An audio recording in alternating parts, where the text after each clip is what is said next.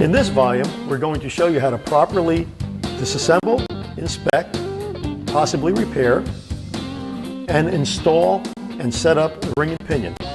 We're going to show you how to do it with this 9-inch Ford unit. And please keep in mind that due to the weight, the size, and the shape of these units, it is highly recommended that you use some type of rigid holding fixture, such as we fabricated here. We fabricated this out of 3/8-inch steel, mounted it in a large vise, and attached the differential carrier to it with a bolt that goes through both the carrier assembly and the holding fixture. You may prefer to use a universal type holding fixture such as this bench mule.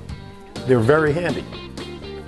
Also, to perform this operation correctly, the specialty tools required will be a depth mic, a dial caliper, a dial indicator, and a torque wrench. Other than standard tools, the only other tools required to perform this operation are a bearing separator and a bearing pulley.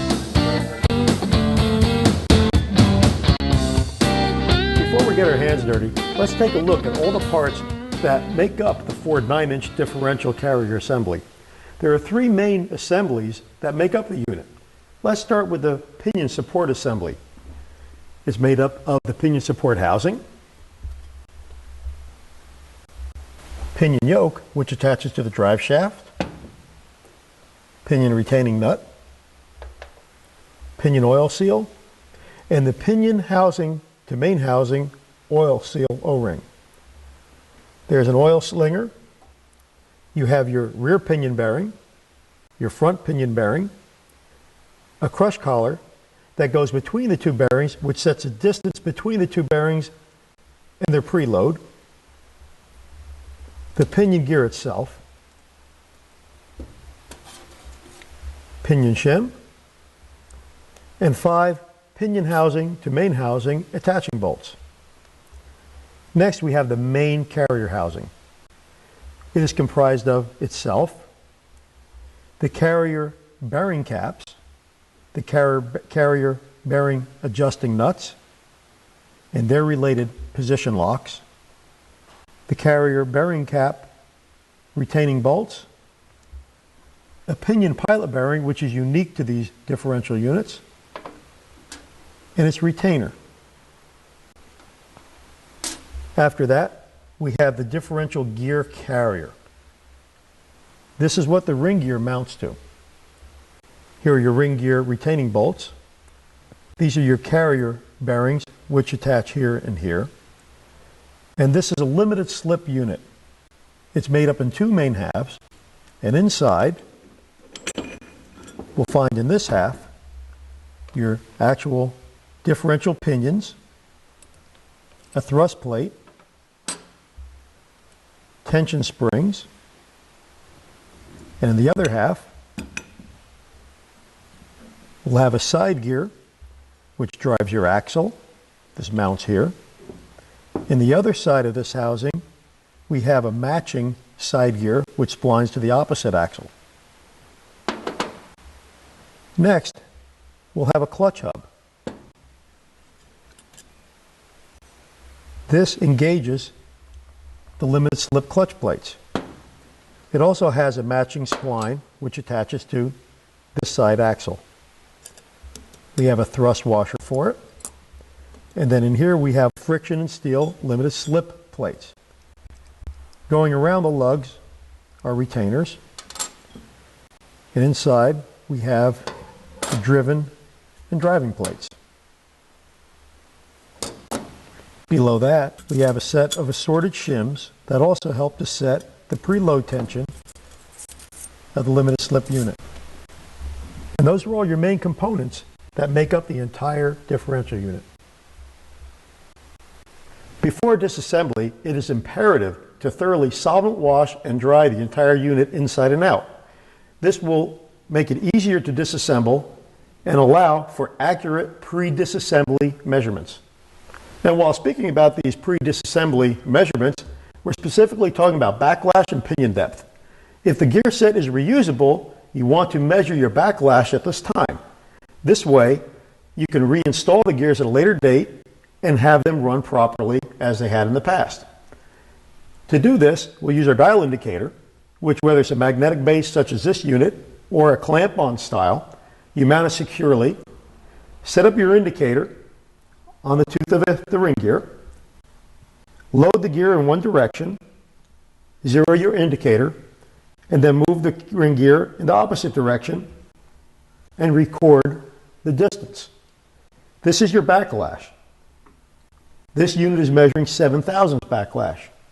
When checking backlash, you always must make sure that the pinion does not turn at all. If it's loose and tends to want to spin, you must secure it, otherwise your backlash reading will be incorrect.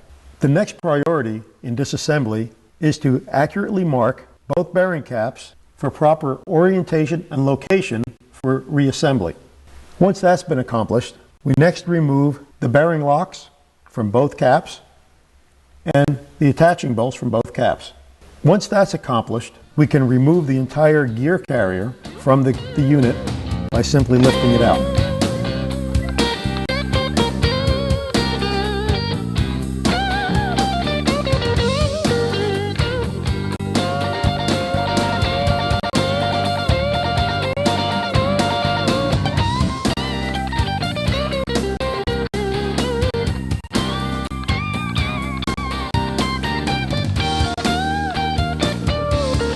With the ring gear carrier removed, it is now possible to measure the pinion depth. Pinion depth is measured from the center line of the axle. The center line of the rear axle can be located at the center of the ring gear carrier bearing. First, we need to measure the diameter of the outer race of the carrier bearing. We'll use our dial caliper for this. The diameter of this bearing is 3 inches 64 thousandths. We need to record 1/2 of the diameter of the bearing. That would be 1 inch 532 thousandths. Next, we need to measure the depth of the bearing saddle in the housing from the parting line to its deepest point. Before measuring this, we first want to take a stone and lightly remove any burr or high spot that could be located at the parting line. This will aid us in getting an accurate measurement. Next, we take the depth gauge, the depth mic, and we measure from the parting line down into the bearing saddle at its lowest point and record that number. That measurement was 1 inch 536 thousandths, which is 4 thousandths more than half of the diameter of the bearing. That's telling us that the center line of the rear axle is 4 thousandths lower, deeper into the saddle, than the parting line. Consequently, when we measure from the parting line to the pinion for our pinion depth, we must deduct 4 thousandths from that reading, and that will give us the actual pinion depth as measured from the center line of the axle. To measure the pinion depth, I'm going to use a depth mic. I prefer to use a depth mic because for me it's faster and easier. If you prefer to use a professional pinion depth indicator, I suggest following the tool's instructions carefully. To use a depth mic, I'm going to place it across the bearing saddle, and I'm going to turn the indicator in until it just touches the face of the pinion. We're reading 1 inch 48 thousandths. We need to deduct 4 thousandths from that reading to get our accurate pinion depth off of axle center line. Our actual pinion depth is 1 inch 44 thousandths. We need to record this number. With the pinion depth recorded, we can now remove the pinion carrier assembly. To remove the pinion carrier assembly, we only need to remove the 5 bolts and draw the unit forward and out of the carrier assembly. Remove 4 bolts and leave the last bolt in by a few threads. We do this because the O-ring that seals the pinion support usually sticks and makes it hard to remove the pinion support from the main housing.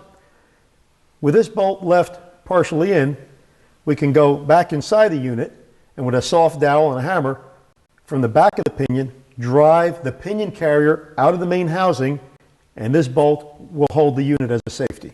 Locating the wood against the head of the pinion, we drive the unit forward against the bolt.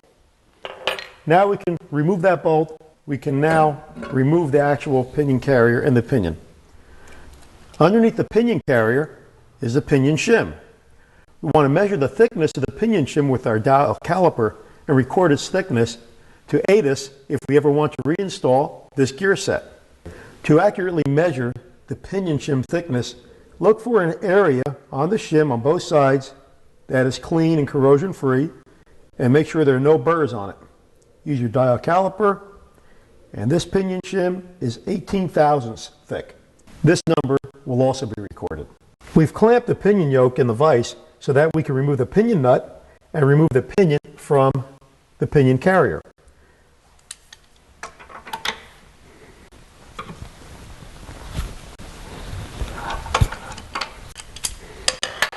We like to leave the nut in place on the pinion to use as a safety, just as we did with the bolt in the pinion carrier housing. If you have a stubborn pinion, you can use your bearing puller as a pinion pusher by attaching it to the yoke. Then you can just push the pinion out of the pinion carrier. With the pinion loosened, we've removed the bearing tool and we can completely remove the pinion nut. With the pinion nut removed, we can now continue to remove the yoke and take the pinion out of the pinion carrier. With the pinion removed from the pinion carrier, we removed the front pinion bearing using our bearing puller. Next, we're going to remove the pinion seal, the front pinion bearing, and the bearing races from the pinion carrier. To remove the pinion seal, we're going to use a medium-sized sharp chisel. We're going to drive it in between the lip of the seal and the housing. We're going to continue with this going around until the seal comes out.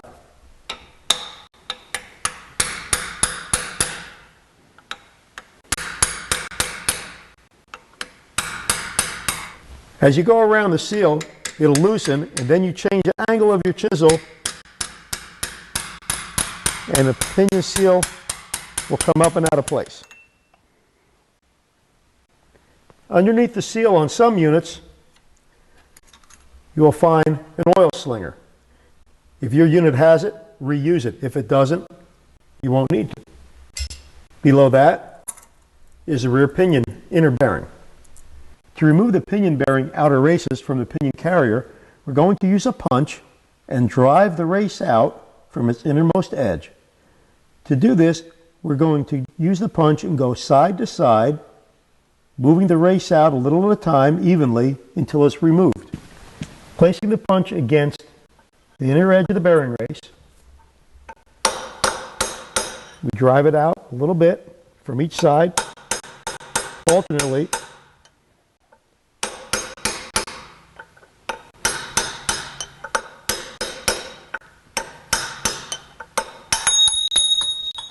And that's how I remove the race.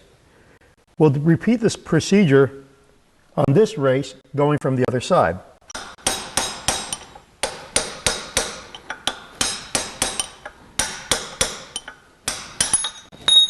We're going to save the old races and use them to assist us in installing the new races. Removing the pinion carrier O-ring finalizes disassembly of the pinion carrier. As you can see, this O-ring is old and brittle. With the pinion removed from the main housing, we want to pay attention to the pilot bearing. The pilot bearing is held in place by this splined retainer. To remove the bearing of the retainer, we're going to drive it from the opposite side forward. To do that, we're going to use a large socket that just fits within the bearing's retaining bore and gently drive it forward. This is the pinion pilot bearing viewed from the opposite side. Want to put our driver in this position, and using a small hammer, we'll drive the pinion forward and remove it and its retainer. Let's take a look at it from the other side as we drive it out.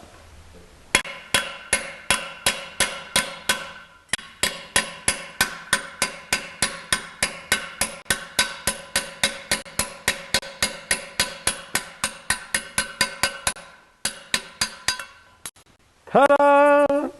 The next step is to remove the ring gear from the ring gear carrier, the carrier inner bearings, and we're fortunate to have a limited slip unit, and we're going to disassemble, inspect, and rebuild that. But first, we need to remove the ring gear bolts. So we've mounted the ring gear carrier firmly in our vise, and we're going to go around and just loosen all the bolts, and then remove them, and then we can finalize operation by actually removing the ring gear from the carrier. With all the ring gear bolts removed, we can now drive the ring gear down off the carrier. We're going to use a brass drift and a hammer, and like the bearing race, work alternately side to side and gradually remove it. I placed a rag underneath the gear between the vise, so when the ring gear drops, it won't strike the vise and possibly chip a tooth on the ring gear. Once again, we work alternately, side to side.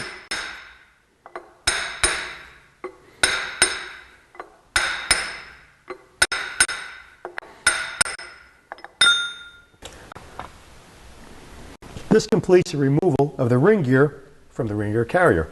Next, we'll remove our bearings, and then we'll open up the posi unit itself. With the bearing puller installed, we can now remove the carrier bearing. We'll repeat this process on the other side.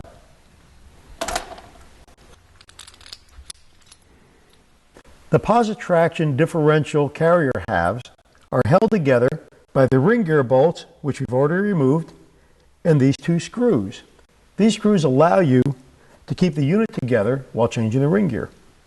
We'll now remove the screws, separate the halves, and lay the internal components out in the order in which they were put together. With the two screws removed, we're going to tap lightly against the housing until the unit comes loose, and then remove one side of the housing. You note this thrust piece, the 4 springs, and your pinions. Next, we have a side gear,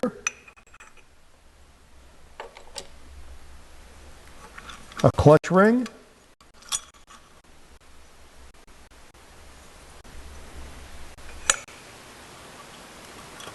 we have our clutches and clutch retainers, and here you have driven and driving plates.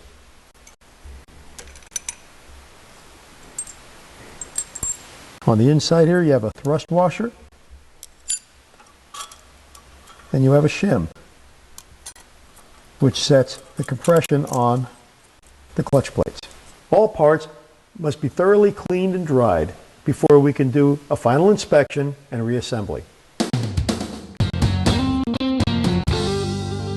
A practical general inspection of the components consists of paying particular attention to these critical areas. On the ring and pinion gear, we want to inspect all the teeth on the drive and the coast side for any pitting, galling, or scratching, scoring, and in the root of the tooth on both ends for any type of fracturing or cracking. In the pinion support and the main housing, look for any type of stress cracks or missing material. Also, pay particular attention to the pinion pilot bearing support area of the main housing for any type of cracks. We always recommend replacing all the bearings and seals when the unit is apart. Here's why. When we look at your bearings, we want to look for any type of galling, fracturing on the races. This bearing is trouble. It's ready to go bad. We also want to inspect the rollers for any type of scoring, overheating, fracturing. And here's an area of particular interest to me. You can look at the outside of this, but the inside race you really can't see without destroying the cage and the rollers. Here's another bearing I had that you can see the inner race. Look at the pitting and fracturing around this race.